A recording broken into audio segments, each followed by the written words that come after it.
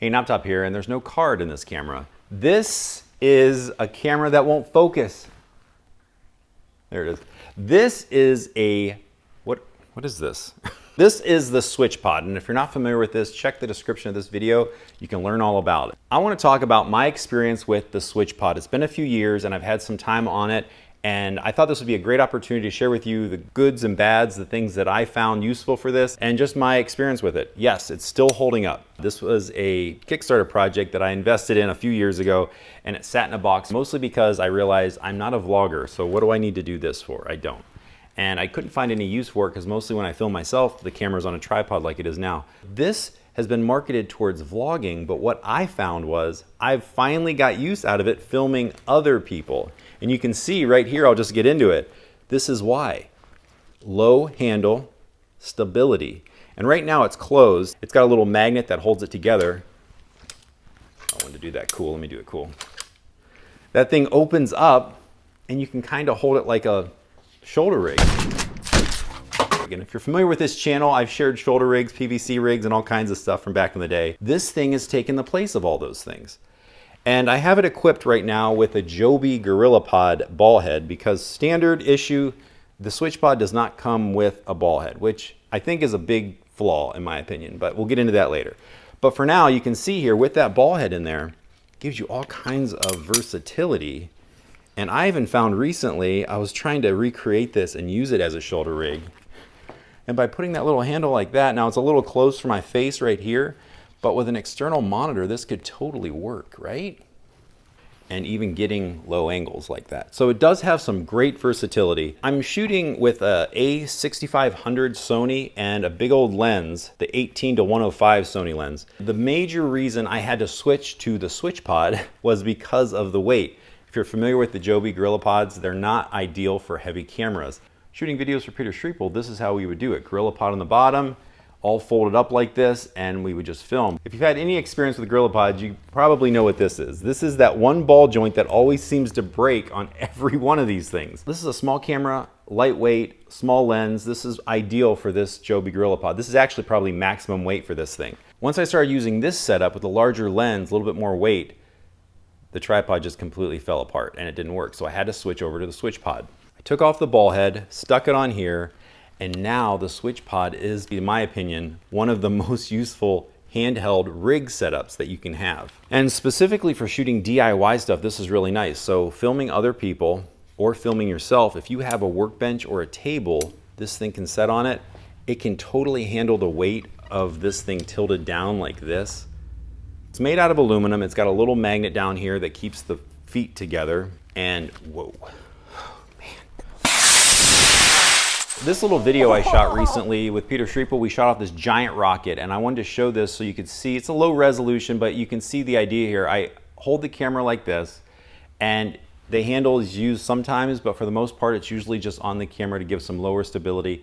And I know my camera works a little shaky in this video. That's not entirely because of my setup. It's mostly because I was super nervous that I was going to get blown up with this giant rocket shooting out of the back of the truck. But you can see here as I'm filming, this is pretty much the shot I'm getting, and this is how I'm holding the camera. Oh, parachute, parachute, come on, work, work, work. Yeah! Woo!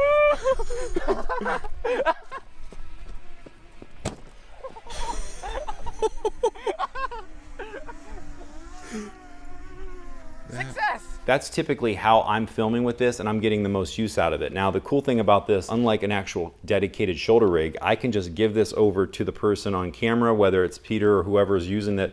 They can film themselves if they're gonna do some little build projects and just set this up on the workbench, film some little segments, hand it back to me and keep on rolling. That's the thing you can't do with a shoulder rig. A shoulder rig's always a shoulder rig, right? As I mentioned earlier, I paid for this, so this isn't a sponsorship. I wanted to give it a dedicated review, and because there's no real competition, it's pretty much this or the Joby Gorillapod. There are some other off-brand little tripods, but they're very similar to the Joby where they have the ball sockets. It's kind of hard to give it a real review just because it's the only one of its kind. One of the best parts is it is sturdy. The little magnets are very useful unless you're around small bits of like metal shavings, and in that case little metal shavings stick to the magnets, but that hasn't been a huge problem.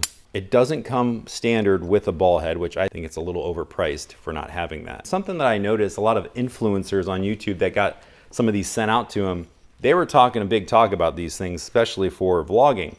And I noticed more recently that none of them are using them. They're all switched back to Joby. And I don't know if that's just them having, more comfort using the stuff they got used to using a long time ago, or if they have contracts with them, who knows what. But I think this thing is very useful. I think a lot more people should look into it, especially if you're filming other people. Don't let my shaky camera footage represent this completely. Obviously, this project here, where I'm shooting this behind the scenes, I'm holding this 360 camera.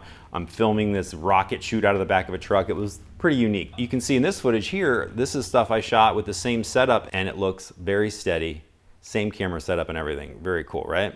And one of the things, as I mentioned before, having that low handle gives you that comfort level that you're not really fatigued, because I know a lot of times I've shot with camera rigs where your arms are up like this the whole time, and especially if you're shooting weddings or something, it can get really tiring. I mostly wanted to talk about this because I have genuinely been spending a lot of time using it, and I felt like it's been holding up. I wanted to share it. I don't think a lot of people are looking at this and thinking about using it as a camera to film other people. It is a great rig to set up and film yourself. You can see how fast I'm just switching that around. One of the biggest things that this does not offer that the Joby offers is the flexibility of the handles. This sits great on a flat surface. It doesn't do that well on surfaces that are slanted or have angles. That's where the Joby shines, because you can adjust those legs to compensate for the terrain. But I haven't personally run into that, because any kind of grade in the ground, I can just kind of compensate like that.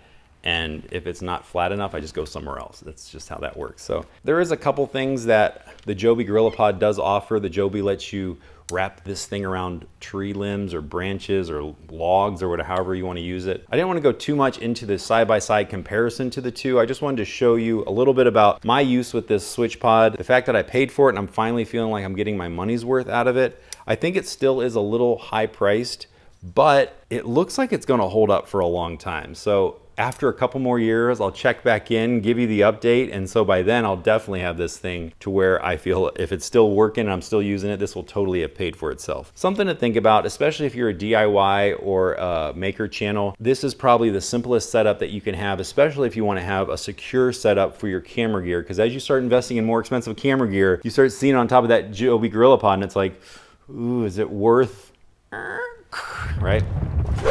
Thanks for watching. I hope this was helpful. Knob top, go make something.